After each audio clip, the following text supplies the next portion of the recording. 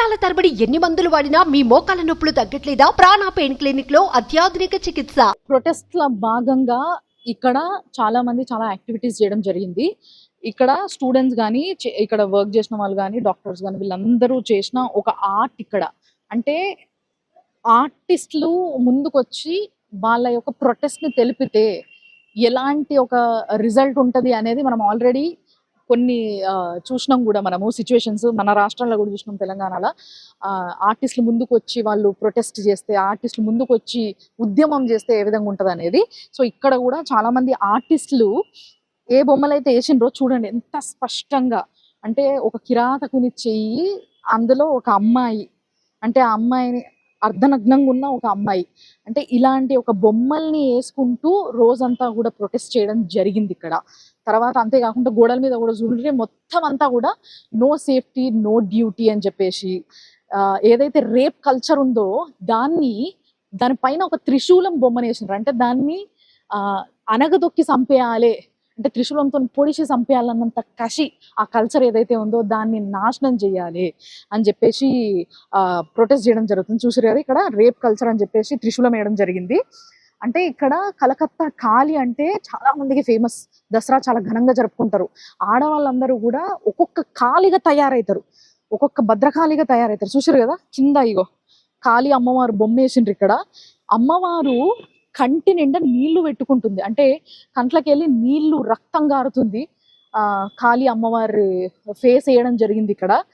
So ఇది కూడా నిజంగా చాలా బాధాకరమైన విషయము.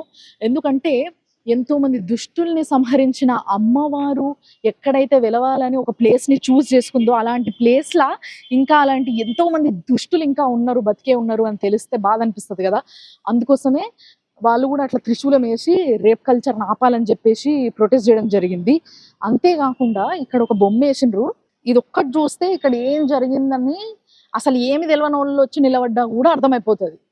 ఒక డాక్టర్ కోట్, స్టెథోస్కోప్, వాటితో పాటు ఆ అమ్మాయి పైన సామూహిక హత్య జరిగింది, అంటే ఆ సామూహిక అత్యాచారం జరిగింది అని చెప్పడానికి ఇదొక ప్రూఫ్ అన్నట్టు. బేసిక్గా ఇది ఒక అన్ని చేతులు కలిపి ఇట్లా వేసింది. అంటే చాలా మంది ఆ అమ్మాయిని రకరకాలుగా హింసించి ఆ అమ్మాయిని చంపడం జరిగింది, అత్యయత్నం చేసి. తల్లిదండ్రులు కూడా ఇక్కడ హాస్పిటల్లో ఎప్పుడైతే ఆ పిల్లని చూడనీయలేదు, ఆ విక్టిమ్ని చూడనీయలేదో అప్పుడు గోడెల్లో పెట్టుకున్నారు. నా పిల్లకి 2 కాళ్ళు 90 డిగ్రీస్లు ఉన్నాయి, అంటే బేసిక్గా కాళ్ళు ఇట్లుంటాయి కదా, 90 డిగ్రీస్లు ఇట్లున్నాయి, బాడీకి 90 డిగ్రీస్లు ఉన్నాయి. 2 కాళ్ళను కూడా ఇట్లా అడ్డంగా చీల్చడం జరిగింది.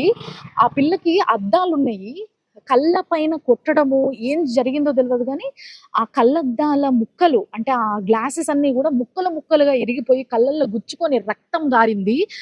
ఆ పిల్ల మెడని మొత్తం నులిమేసి బాగా హింస పెట్టిండ్రు. అర్ధనగ్నంగా పడుంది. అసలు రకరకాలుగా హింస పెడితే ఆ అమ్మాయి యొక్క ఎవరైతే ఇప్పుడు అభయ అని మనం చెప్తున్నామో విక్టిమ్ని, ఆ అభయ ఒక చేతి గోర్లల్లా విక్టిమ్ చేతి గోర్లల్లా ఎవరైతే అత్యాయత్నం చేసిండ్రో వాళ్ళ యొక్క స్కిన్ కూడా ఉంది.